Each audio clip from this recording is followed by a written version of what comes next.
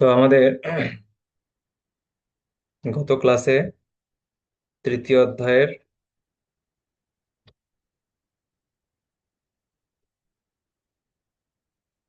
তৃতীয় অধ্যায়ের 29 নম্বর শ্লোক অব্দি হয়েছিল।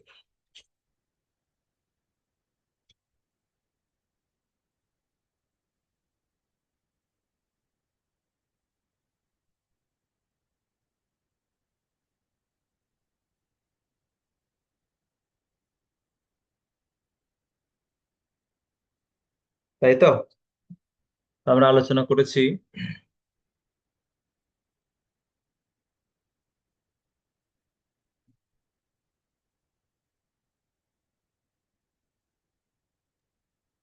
হ্যাঁ, হরে কৃষ্ণ প্রভু। তো বলছিলাম যে আমরা এর আগের ক্লাসটা জয়েন্ট হতে পারিনি, আমরা একটু মানে মায়াপুরে গিয়েছিলাম। তো সেই দিনের ক্লাস তো আমাদের রেকর্ড করা হয়নি, তাহলে ওই জন্য ক্লাসটা করতে পারিনি। তাহলে সংক্ষিপ্ত যদি একটু আগের দিনের ক্লাসটা একটু বলে দিতেন।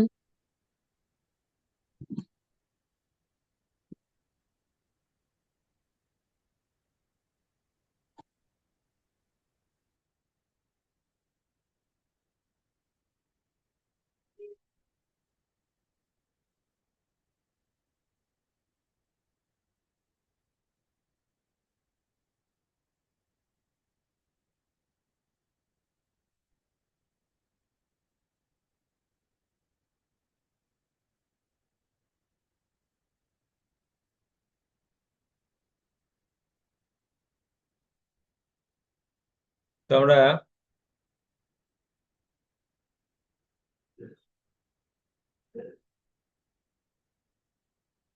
তৃতীয় অধ্যায়ে আমরা আলোচনা করছিলাম। তৃতীয় অধ্যায়ে আমরা প্রথম থেকে একটু দেখছি। তো অর্জুনের প্রশ্ন ছিল যে কর্ম ত্যাগ করব না কর্মের মধ্যে থাকবো। কৃষ্ণের একটি প্রশ্ন থেকে অর্জুনের বিভ্রান্তি এসেছিল। তো সেই প্রসঙ্গে অর্জুন জিজ্ঞেস করলেন যে আপনি কখনো কর্ম ত্যাগ করতে বলছেন, আবার কর্ম করতে বলছেন, তাহলে কোনটা শ্রেষ্ঠ, কর্ম সন্ন্যাস না কর্মযোগ? কর্ম সন্ন্যাস মানে কর্মত্যাগ, সন্ন্যাস মানে ত্যাগ। কর্ম সন্ন্যাস মানে কর্মত্যাগ। তাহলে কর্মত্যাগ থেকে কর্মযোগ শ্রেষ্ঠ, এটা হচ্ছে এখানে তৃতীয় অধ্যায়ের মূল বিষয়। তো অর্জুন প্রথমে প্রশ্ন করছে কর্ম ত্যাগ করব না কর্মযোগ অনুশীলন করব। আসলে কৃষ্ণ বলেছিল সকাম কর্ম থেকে দূরে থাকো, নিষ্কাম কর্ম করো। কর্মের কর্মফলের বাসনা পরিত্যাগ করে কর্ম করো। কিন্তু অর্জুন ভেবেছে সকাম কর্ম থেকে দূরে থাকো বলতে অর্জুন ভেবেছিলেন যে কর্ম থেকে দূরে থাকতে। তো সেই প্রসঙ্গে আলোচনা শুরু হয়েছিল তৃতীয় অধ্যায়ে। কর্মযোগ আর জ্ঞানযোগের মধ্যে কোনটি শ্রেয়? জ্ঞানযোগ বলতে এখানে কর্মসন্ন্যাসটাকে বোঝানো হয়েছে, কর্ম ত্যাগ করে কেবলমাত্র জ্ঞানের অনুশীলন করা, সেটা হচ্ছে জ্ঞানযোগ। তো কোনটা শ্রেয় এটা আলোচনা হয়েছে। 5 অধ্যায়ে আমরা পাবো এটা, আবার আবার 18 অধ্যায়ের 1 নম্বর শ্লোকে আমরা এটা পাবো যে সন্ন্যাস আর ত্যাগ এর অর্থটা কি।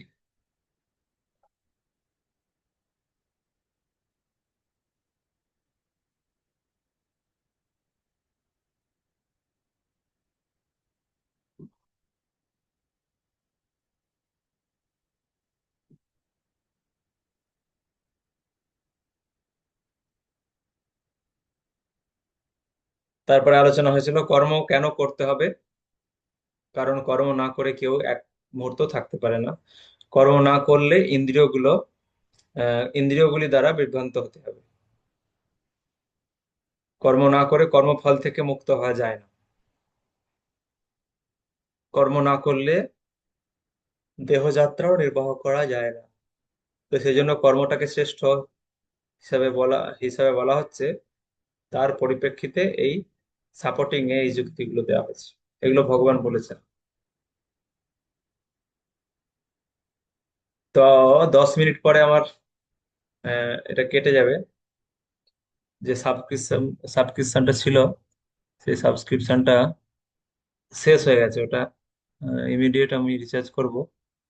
তো আজকে তো বাড়িতে ফিরলাম, সেই জন্য এটা সাবস্ক্রিপশন করা হয়নি। 10 মিনিট পরে আপনাদের ক্লাসটা শেষ হয়ে যাবে, তারপর আবার সঙ্গে সঙ্গে আপনারা জয়েন করবেন পুনরায়।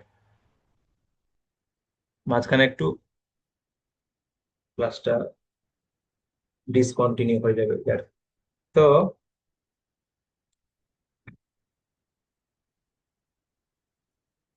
কর্মযোগের অনুশীলন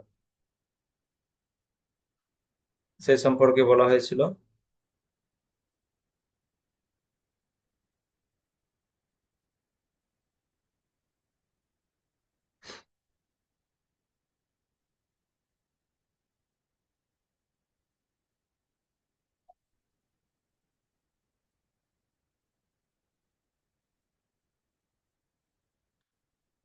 পার্সোনাল অ্যাপ্লিকেশন অর্থাৎ ব্যক্তিগত প্রয়োগ এখান থেকে কিছু পাওয়া গেছিল।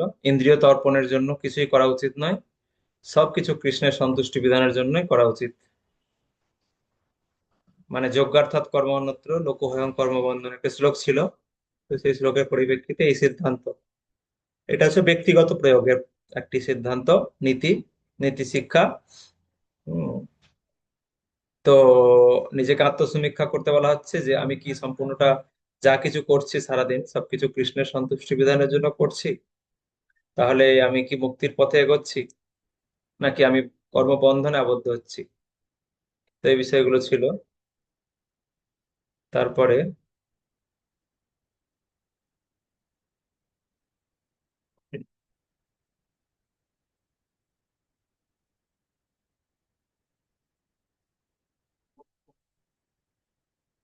কর্ম করার কারণগুলি লিস্ট করুন। একটু আগে দেখানো হলো একসাথে যে কি কি কারণে কর্ম করতে হবে। পিচিং অ্যাপ্লিকেশন,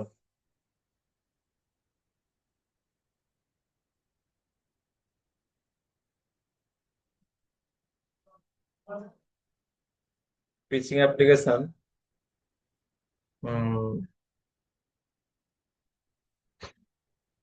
ইন্দ্রিয় তর্পণের জন্য কিছুই করা, সেটা হচ্ছে পার্সোনাল।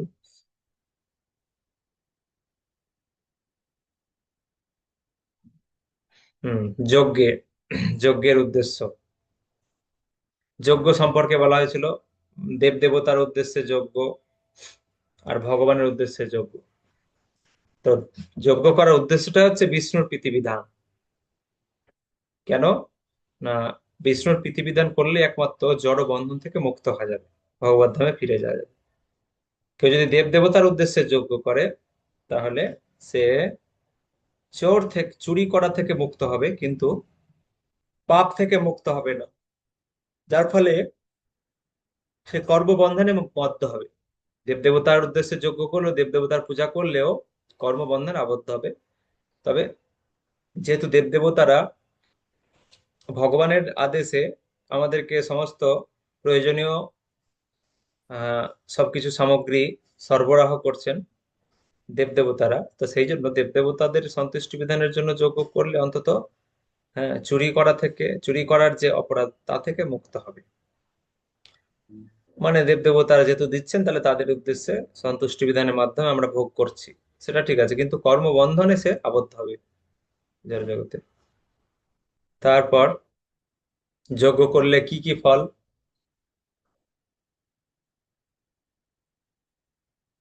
যজ্ঞ করলে উম, জীবনে সুখে শান্তিতে বাস করতে পারবে, পাপের প্রতিজ্ঞা থেকে মুক্ত হতে পারবে,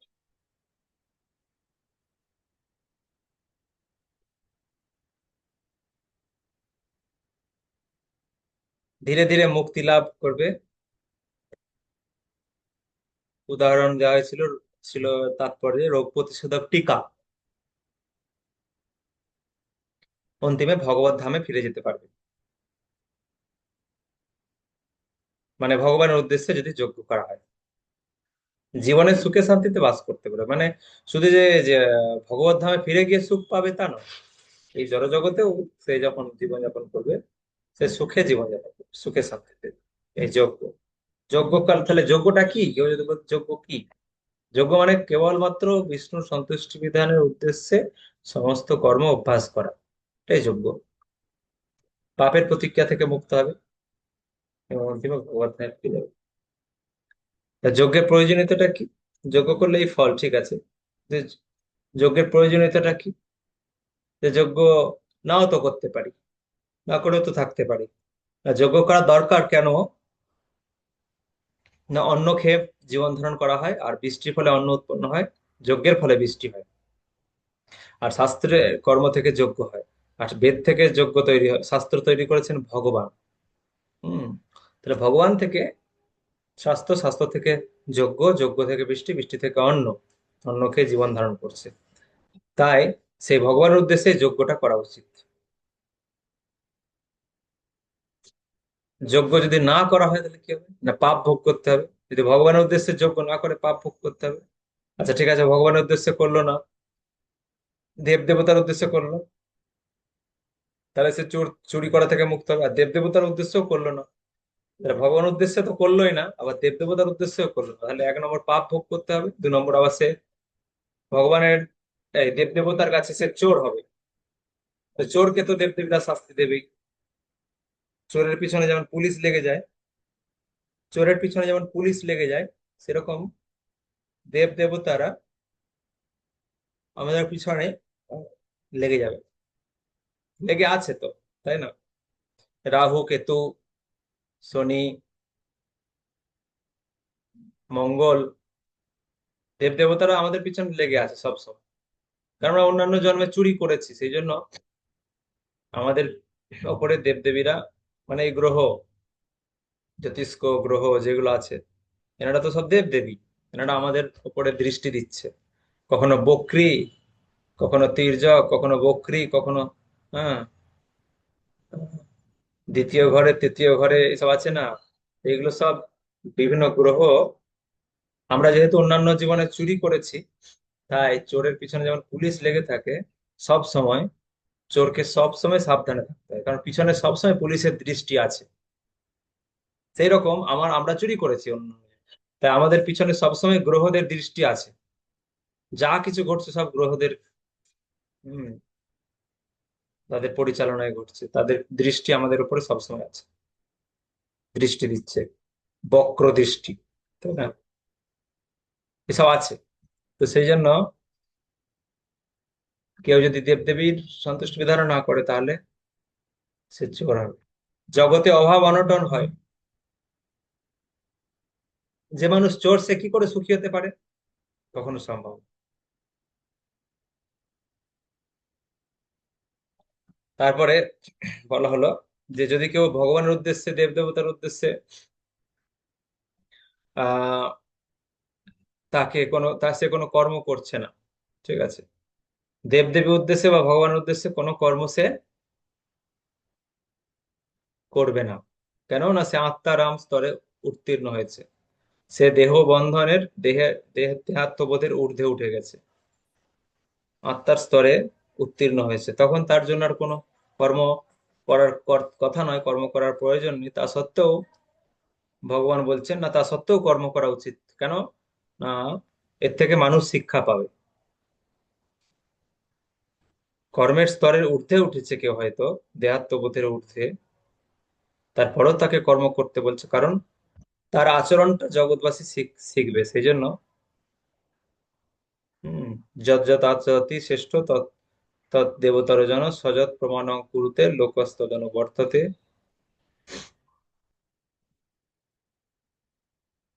শ্রী চৈতন্য মহাপ্রভু বলেছেন, শিক্ষা দেওয়া শুরু করার আগে থেকে শিক্ষকের সঠিকভাবে আচরণ করা উচিত। এভাবে যিনি শিক্ষা দেন তাকে বলা হয় আচার্য। এগুলো আলোচনা করা হয়েছিল। হ্যাঁ, তাহলে কর্ম কেন করতে হবে?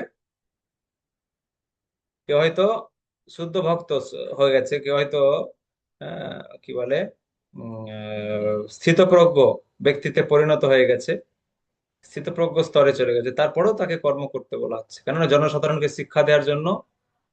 হ্যাঁ, উদাহরণ দেওয়া হয়েছে জনক মহারাজ, তারপরে ভগবান নিজে বলেছেন আমিও কর্ম করেছি, জনক মহারাজ কর্ম করেছে, তারা সবাই মুক্ত আত্মা ছিল।